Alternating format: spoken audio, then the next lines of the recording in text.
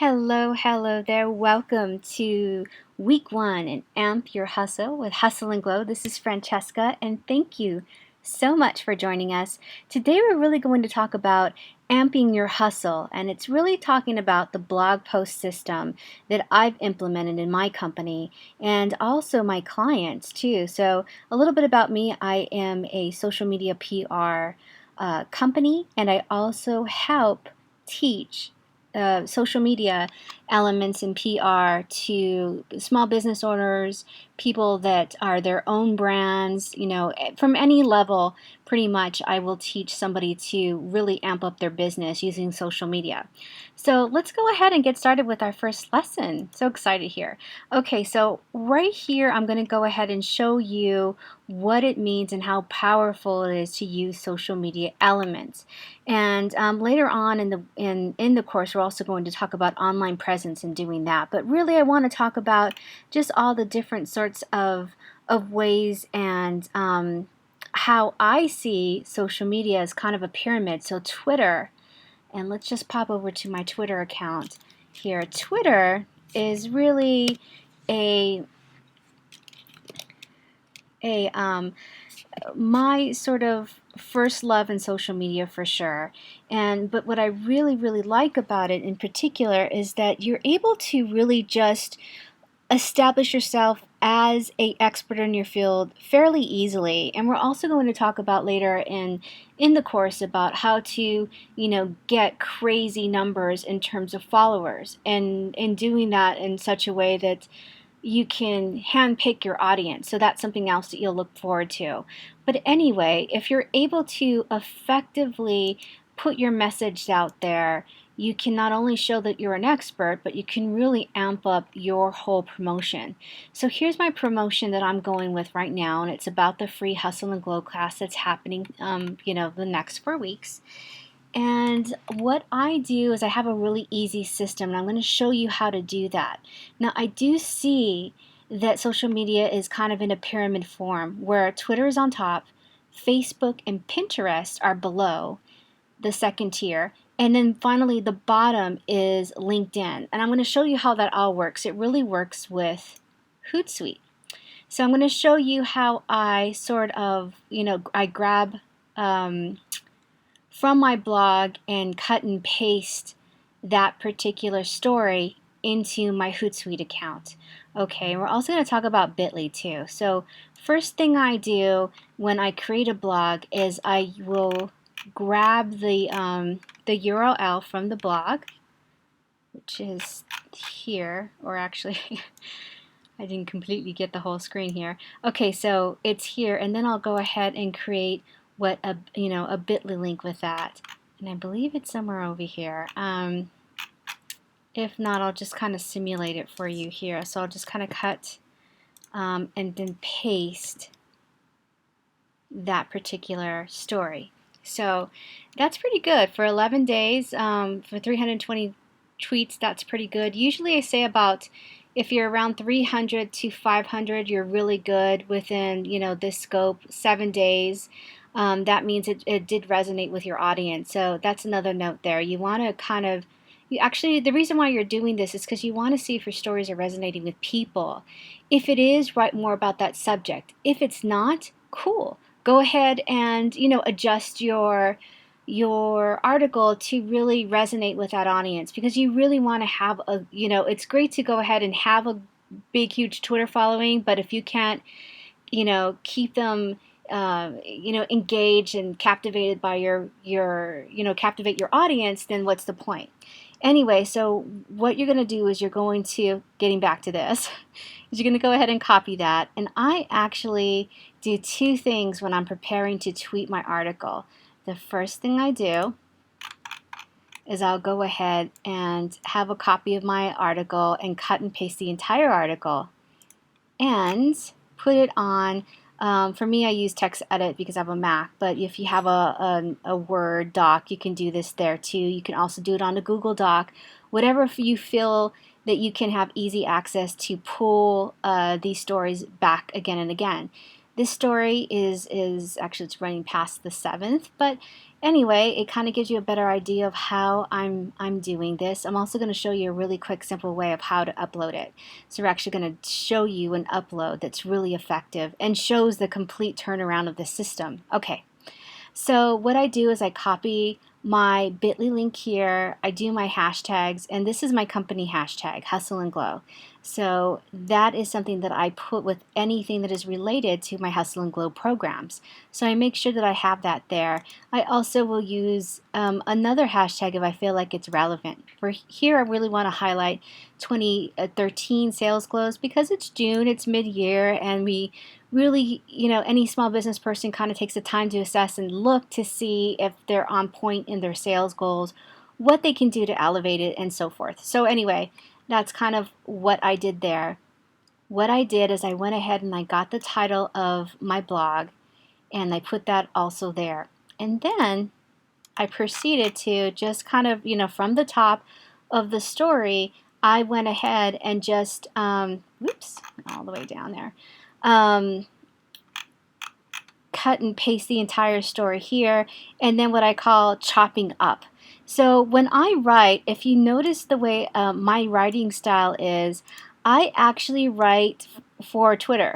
So every sentence is kind of calculated. It's under 140 words, and if I wanted to use, one particular sentence to go for Twitter, would that look good as a tweet? So I kind of keep that in mind. I keep, sort of phrasing that sounds great, that looks good, if I'm going to go ahead and just literally cut and slice this up into sentences or maybe even incomplete sentences to really compel people to click. And I can show you a couple of those examples here.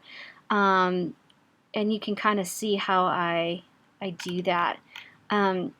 Sometimes I'll do even an incomplete thought just to get people to actually click on the link, which I like. That's what gets me to click. So I love doing that, kind of like telling half the story and getting people to go. So what I do at this point after I've done it is I go ahead and I start loading my first tweet. So this is kind of how it looks like here. Let's go ahead and show you my method.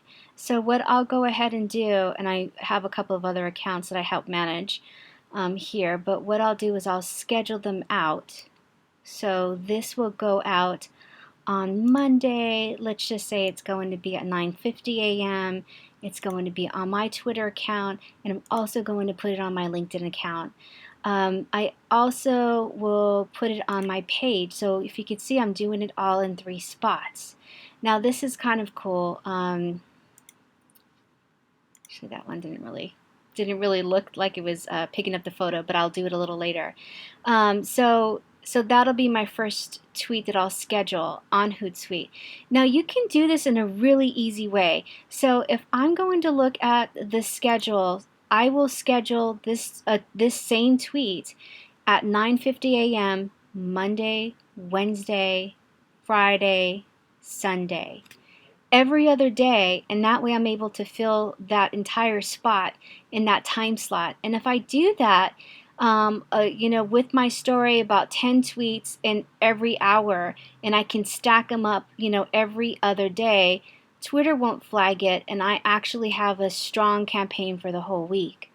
So think about doing something like that. And then as soon as I'm done with all my Monday tweets, I'll switch over to Tuesday, Thursday, Saturday, and Monday. So I'll do that all over again, starting at a certain time and then ending at a certain time. In terms of time, it's whatever you feel like, what kind of target audience you want to go with. If you're a brick and mortar, say, yoga studio in Los Angeles, you're going to do West Coast time. If you are thinking globally, you may want to think about what sort of time schedule, what would be more appealing. For me, I do anything from, and I'm in the West Coast, I'm in Los Angeles, so I'll do anything from 10 a.m. to 10 p.m. sometimes, depending on what the campaign is all about. And I am a global company, and I have clients all over the globe. So yeah, you just have to think about that. It's fairly simple. So that's one element there. And when the cool thing about being able to post on Twitter and Facebook simultaneously and LinkedIn is that you're able to get your word out in one swoop. Now, Pinterest is the other yummy sort of way to market. And what I do, let me show you my page. Okay, so let's just say that I have something here that I want to tweet a story about. This is one of my favorite stories that I've done on Jackie O. What I'll do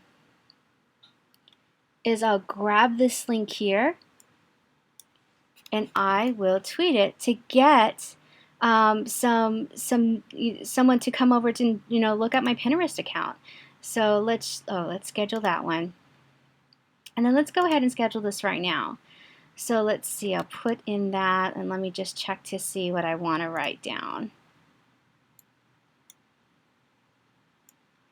Okay, I'll just use this and I'll modify it.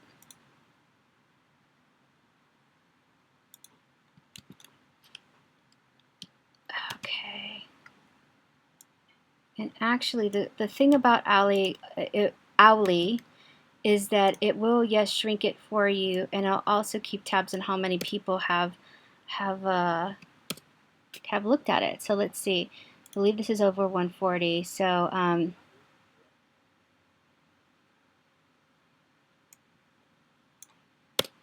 let's see if that'll work.